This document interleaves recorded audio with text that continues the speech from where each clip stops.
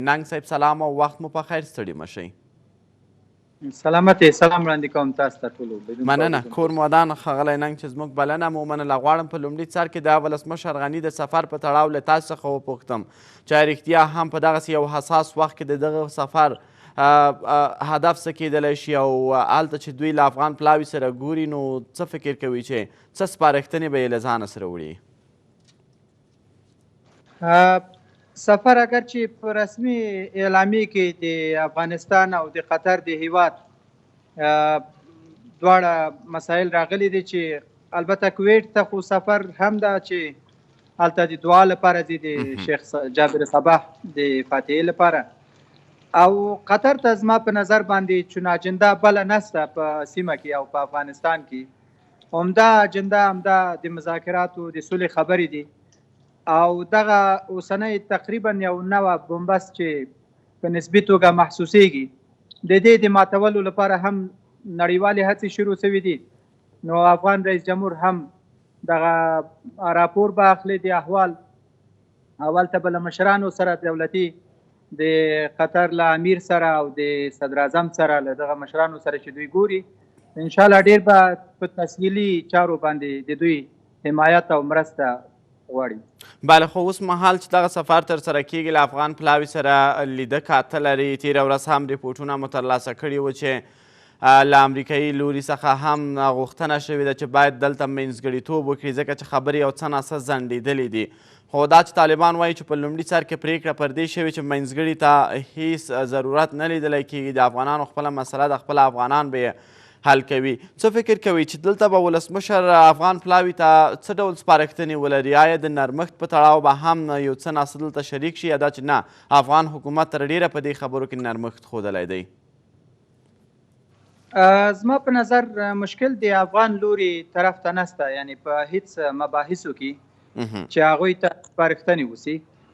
افغان لوری یعنی په خپل هغه اصولي موقف باندې دوی ولاړ دي، دوی هلته مشکل نسته. طالب یو دوه مسلې پورته کړي دي چې هغه په اصطلاح د مذاکراتو ترند بدلوای سي، یا لکه دوی چې وایي چې د خبرو د مذاکراتو بنسټ دی د امریکا سره د تړون هغه اساس کې ښودل سي د طالب او امریکا تړون.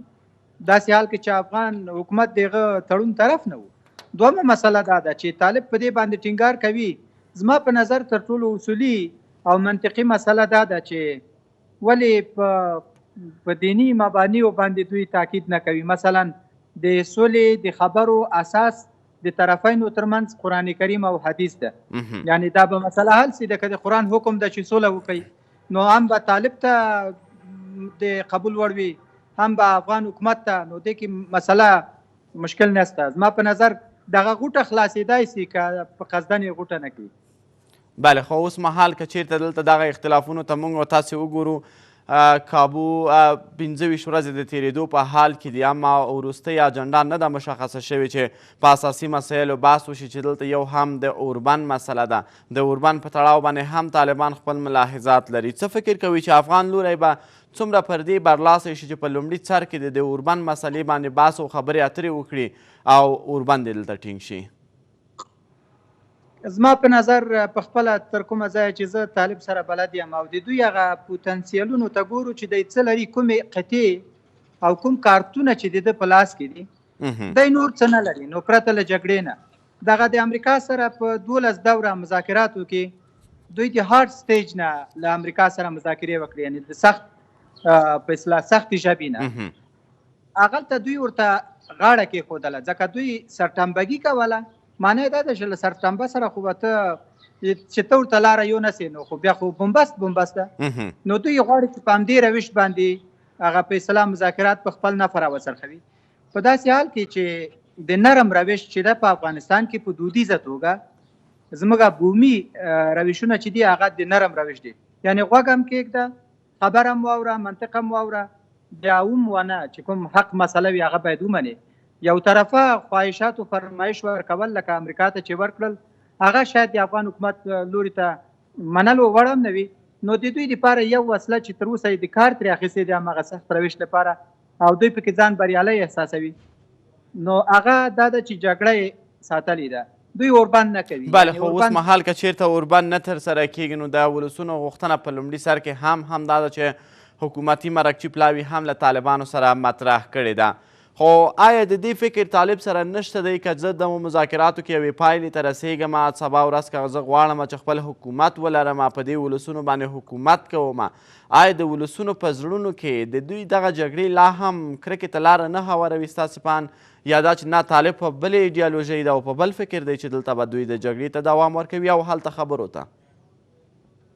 د ما په نظر باندې که زه سپینه خبره وکم، طالب ولس ته احترام نه لري. تاسې ګورئ دومره رسنۍ موجودې دي، دوی له یوه سره نه غږېږي، د ولس سره د راز خبره نه شریکوي، د ولس د دردونو خبره تر اوسه دوی نه ده اورېدلې. یعنې دا د حکومت خبره پرېږده یو طرف ته، امریکا بل طرف ته پرېږده چې دوی ورسره جوړ شوي هم دي له امریکا سره. زه وایم د دې ولس دا تر ټولو قرباني خو ویکټم خو ولس ده. د دې ولس ولې دوی درد نه اوري؟ ډېر ځان مستغني بولي، داسې بولي لکه دا ولس چې ټول دوی ته ملامت وي، د دوی دشمن وي. یعنې دوی چلند همداسې ده. دا تقریبا هغه د خپل هغه فیصله دین سالاره امیر چلند دوی کوي چې لکه ټیکه چې وي. زما په نظر باندې په دغه روش کې دوی یوه میاشت هم بعد د مذاکراتو نسي چلېدلی، چې دا بیخي په افغانستان کې دوی په همدې منطق بل څوک ورسره طرف هم نه وي. طالب په همدې منطق باندې په دې ولس کې د زغم وړ نه ده. یعنې دا خراب شی ده چې دا دوی کوي. دا چلند ښه چلند نه ده، مستغني چلند، ډېر مغروره چلند. فیصله په یو سټیج د سرټمبګۍ کې ولاړ چې نه به حرکت کوم، ټول شی به د ما په فرمایش چلیږي او د دوی منطق به صحیح وي. او دوی دین چې د پرته له دوی نه نور دینداران هم نشته او نه په دین باندې څوک پیږي او نه یې څوک نمایندګي کولی شي. د دوی توبه نعوذ بالله دا نمایندګي دومره خاصه کړې ده. دا ناکامه کرکټر ده. زما په نظر باندې یو دا مسله، یو دا د منځګړیتوب مسله تاسې یاده کړه چې منځګړیتوب چې ده قانوني مسله هم ده، شرعي مسله هم ده. ثالث فی الخیر په شریعت کې چې درېیمګړی د خیر دا موږ او تاسې په جرګو کې لرو، په قوانینو بین الدول قوانینو کې لرو. یعنې په هېڅ ځای کې بې درېیمګړی نه وي. درېیمګړی اصولي مسله ده، هغه کوم مداخله نه ده او فیصله کوم تابعداري نه ده د خارجي ځواک یا د بل چا. درېیمګړی دې موجود وي، تاسې خوښ کړئ، سعودي خوښوئ، قطر خوښوئ، یو څوک باید خوښ کړئ، له منځ نه یې څوک خوښوئ، بېطرفه افغانان خوښوئ، یو څوک باید وي. بله خو دلته اوس مهال د طالبانو د ریزونو د په کتو سره څومره د دې امکان لیدلی کېږي چې بالاخره پلاوی به دوی سره توافق ته په لنډو کې رسیږي او په اساسي مسایلو چې بحث دی دې ته به هم ور داخلیږي تر څو په شته ننګونو یا هم هغه څه چې طالب ته د منلو نه دي اوس مهال او حکومت هغه لاره غوره کړې ده، په دې باندې به بحث او خبرې کېږي. زما په نظر یو طرف ته د توقیت زمانی مسله ده په منیجمنت مدیریت کې. د مذاکراتو مسله چې ده درې څلور جوهري مسلې لري. په د مذاکراتو جوهري مسلو ته چې لا تر اوسه نه یو داخل سوي، هلته د توقعاتو مدیریت، هلته د غوښتنو مدیریت، هلته د طلباتو یا د اجنداو په محتوا کې چې څه راځي د هغې کنټرولول او هغې ته سالم قدم په قدم ورتګ او د حل لاره ورته لټول، دا هغه مهم ګامونه دي. پاته سوه دغه مرحله چې اوس موږ د ترتیب مرحله ورته وایو، دا د تشویش وړ نه ده. دا که ډېره دوام وکړي، اما یو شی د تشویش وړ ده چې په دې مرحله کې دا جګړه یا باید راکمه سي یا باید وربند وسي، بیا د مذاکرات جریان ولري. یعنې ترتیبي مسلو کې اختلاف هم مشکل نه ده، یعنې دا بسیط اختلاف ده. دا اوس چې کوم مادو باندې دوی اختلاف لري، ما تاسو ته ویل چې حل یې اسانه ده، جواب یې اسانه ده. هغه د فقه تشیع او تسنن مسله چې یادوي، دومره اسانه مسله ده چې په هیڅ توګه پکې خلل باید واقع نه سي، هغه باید بنبست هم نه سي.